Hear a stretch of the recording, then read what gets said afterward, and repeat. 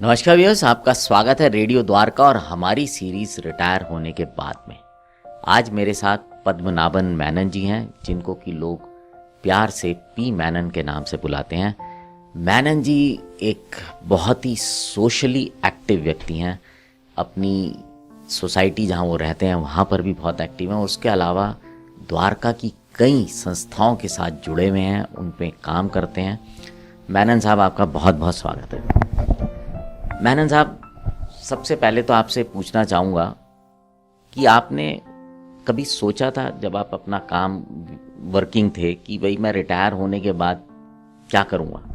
Retirement तो सबको होना ही है, 60 ईयर तो क्रॉस करना ही है। तो इट इज़ फैक्ट है। इसलिए पहले से भी मैंने तो प्लान कर लिया था। मतलब प्राइवेट सेक्टर में था उस टाइम भी। एक तो प्रोविडेंट फंड होता ही है, उसके अलावा फिर LIC है या बैंक सेविंग्स है। इसलिए पहले से मतलब 20 साल रिटायरमेंट से 20 साल पहले से ही प्लानिंग करके कुछ फंड्स बना के रखा हुआ था। वो अभी मेरा काम पे आ जाता है। इससे फ़ायदा हो जाता है। मतलब मेनन साहब, अगर मैं पूछूं तो आप रिटायर कब हुए, से पहले ही बताएं। रिटायर 60 में हो गया, मतलब 13 साल हो गया रिटायर के बाद। 13 साल पहले अगर मैं बोलूं तो मतलब 2010 में, और आप कह रहे हैं उससे भी 20 साल पहले से आपने प्लान कर लिया, तो इसका मतलब 1990 के अराउंड आपने अपनी रिटायरमेंट के लिए सेविंग्स प्लान कर ली थी। कर लिया था। पॉलिसीज, बैंक बैलेंस और प्रोविडेंट फंड का पैसा न निकालने का, इस वजह से रिटायरमेंट के टाइम में थोड़ा सा फंड्स था, वो अभी से उसका इंटरेस्ट वजह से चल रहा है अभी का। मेनन साहब, एक तो फाइनेंशियल सोचना होता है कि मुझे क्या करना है रिटायर होने के बाद। दूसरी चीज़ होती है कि आप इतने साल से रोज़ ऑफिस जाते हैं, काम करते हैं, और एक दिन जब आप रिटायर हो जाते हैं तो सडनली अगले दिन मुझे क्या करना है ये मुझे नहीं पता होता। नहीं, वो भी रिटायरमेंट तो होना ही था। उससे शायद 5 या 10 साल पहले से प्लानिंग कर रखा था उसके बाद मुझे क्या फील्ड चुनना है। क्योंकि रिटायरमेंट से 5 साल पहले से ही मैं सोशल एक्टिविटीज़ शुरू कर दिया था। रिटायरमेंट से पहले ही मैं द्वारका फोरम का मेंबरशिप बन चुका था। जिस टाइम सर्विस कर रहा था उसके साथ ये मैनेजिंग कमेटी होता है ना सोसाइटियों में, इसको बहुत रिस्पॉन्सिबल काम होता है, 24 घंटे का काम होता है। मैं स्कूटर चलाने के टाइम मैनेजिंग कमेटी का प्रेसिडेंट हो चुका था, मतलब ट्रायल उसी टाइम हो चुका था। रिटायरमेंट के बाद उससे ज़्यादा बढ़ा दिया मैंने सोशल एक्टिविटीज़। नौकरी खत्म हो गया, उसके बाद मेरा एक सोशल एक्टिविटीज़ और बढ़ा दिया। उसके बाद फर्दर ऑर्गेनाइजेशन के साथ मेंबरशिप लेके सेम बिजी रहता हूँ मैं अभी भी उसी तरीके से। अच्छा मेनन जी, एक बात बताएं, आप कितनी ऑर्गेनाइजेशन के साथ द्वारका में जुड़े हैं?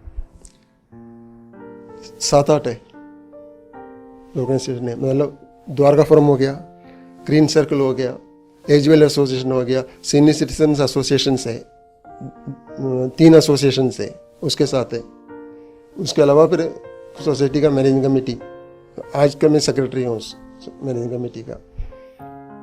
मेनन जी, आपकी एक बहुत यूनिक चीज़ आप करते हैं।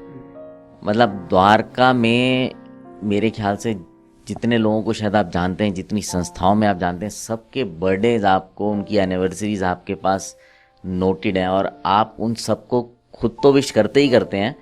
इनफैक्ट आप और लोगों तक भी मैसेज पहुंचाते हैं कि वो उनको विश करें। कैसे कर पाते हैं? उसमें मेरा 2 एम से, एक तो मेरा एक हॉबी है ये, क्योंकि लोगों के साथ संपर्क रखना, लोगों का डाटा कलेक्ट करना, ये इसको मेंटेन करने का। दूसरा उसमें से एक सेटिस्फेक्शन ये भी होता है कि काफ़ी लोगों को इससे मदद मिलता है कि सोशल में एक्टिविटीज़, मतलब कम्युनिकेशन बढ़ जाती है। इस वजह से किसी को मैं इन्फॉर्म करता हूँ कि आज तुम्हारा दोस्त का एनिवर्सरी है या तुम्हारा दोस्त का बर्थडे है, उस टाइम उनको याद आता है कि अच्छा मेरा दोस्त का बर्थडे, मुझे उसको विश करूँगा। तो इस वजह से क्या है, सोसाइटी के अंदर कम्युनिकेशन, उसमें मेरा कंट्रीब्यूशन है, उससे मुझे सेटिस्फेक्शन मिलता है। इसलिए कभी कभी मुझे अप्रिसिएशन भी मिलता है लोगों से कि अरे मुझे याद नहीं था मेरा एनिवर्सरी, तुमने याद दिला दिया। So they are celebrating, going out and celebrating. अच्छा, उसके पीछे एक और चीज़ है, कल का बर्थडे या कल का एनिवर्सरी में आज याद दिलाता हूँ। इसलिए यह है कि सपोज आपका किसी दोस्त का या बच्चे का बर्थडे है, आप उसको कोई गिफ्ट देना चाहते हैं, उसको आपको टाइम भी चाहिए। So if you get information today कि कल आपका बर्थडे है, immediately you can go to market, आपके पास टाइम है। वो भी इसके पीछे एक कहानी है। अच्छा मेनन साहब, एक बात बताएं, ऐसे कितने लोग हैं जिनके आपने बर्थडे और एनिवर्सरीज नोट कर रखे? अप्रोक्सीमेटली 2500। इसमें द्वारका वासियाँ हैं, मेरा विलेज का है, मतलब आई बिलोंग टू केरला, मेरा विलेज के लोग हैं, मेरे साथ स्टडी किया स्टूडेंट्स, मतलब वो है, और बाकी किस किस कंपनी में मैं काम किया उसका अलग ग्रुप से। और इसमें क्या है, मैं सबको नहीं इन्फॉर्म करता किसके साथ कनेक्शन है, सिर्फ उस ग्रुप उनको मैं इन्फॉर्म करता हूँ। सपोज मैं आपको इन्फॉर्म किया कि आपका किसी का दोस्त का बर्थडे है, वो बर्थडे में सिर्फ आपको आता है, ये आपका उस चेन में आता है, सबको नहीं, सारा दुनिया में नहीं जाता वो इन्फॉर्मेशन।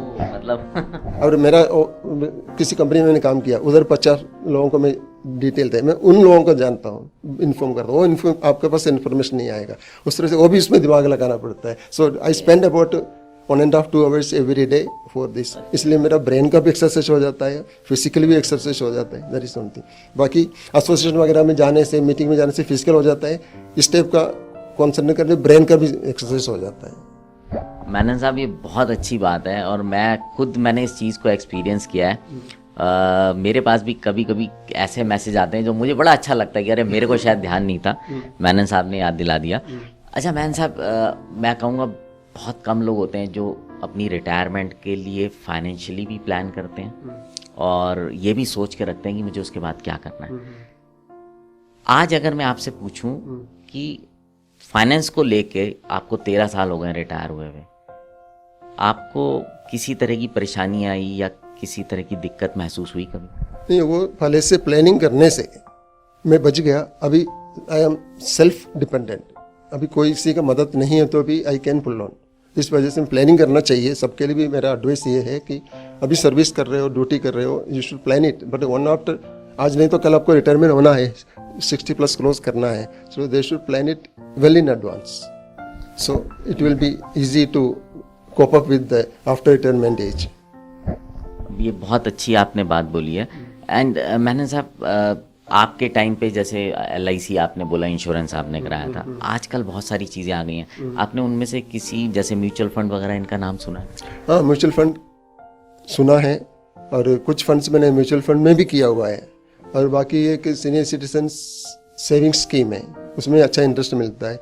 मतलब रिटायरमेंट के बाद हमारे पास कुछ पैसा है तो इस टाइप के म्यूचुअल फंड में, ऐसा तो नहीं है, म्यूचुअल फंड रिस्क भी है, लेकिन लाइफ में रिस्क तो लेना ही पड़ता है। तो उस किसी के एडवाइस के साथ अच्छे से म्यूचुअल फंड में थोड़ा बहुत, मतलब नॉट फुल्ली, कुछ part of the money can be deposited in mutual fund also. And आपने जैसे जो इंश्योरेंस कराया हुआ था, आपको उनसे भी सपोर्ट मिला है? नहीं, इंश्योरेंस तो मैच्योर होने के बाद फंड्स लेके फिर बैंक में डिपॉजिट, वो टाइम हो गया, उसका फिनिश हो गया।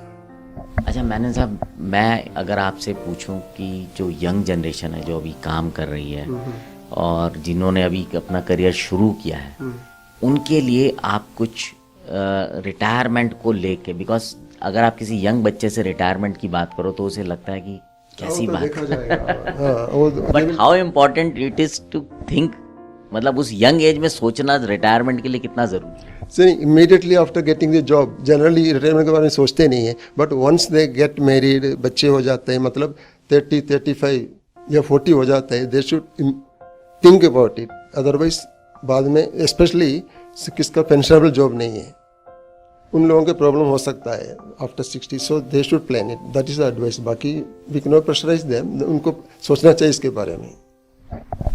बहुत बहुत धन्यवाद मैनन साहब, आपने बहुत अच्छी बात बोली और मुझे सबसे अच्छा ये लगा कि 1990 में आपने ये सोचा कि मुझे प्लान करना चाहिए अपनी रिटायरमेंट को लेकर। आज के ज़माने में बहुत सारे ऑप्शंस हैं जो कि अब से 20-25 साल पहले नहीं होते थे। तो जो भी यंग लोग हैं, जैसा कि मैनन साहब ने भी कहा और मैं भी यही कहूँगा कि जब आपकी नौकरी लगती है आप इंजॉय कीजिए, लेकिन उसके साथ साथ अपनी रिटायरमेंट के लिए, अपनी फ्यूचर के लिए सेविंग करना बहुत ज़रूरी है। अब आपसे विदा लेते हैं। मैनन साहब, बहुत बहुत धन्यवाद आपका आने के लिए, और मैं पूरे द्वारका वासियों की तरफ से मैं आपको धन्यवाद देता हूं कि आप लोगों के जन्मदिन याद दिलाते हैं, और बहुत बहुत धन्यवाद, साधुवाद इसके लिए। तो ये जब आपसे विदा लेते हैं, बने रहें रेडियो द्वारका के साथ।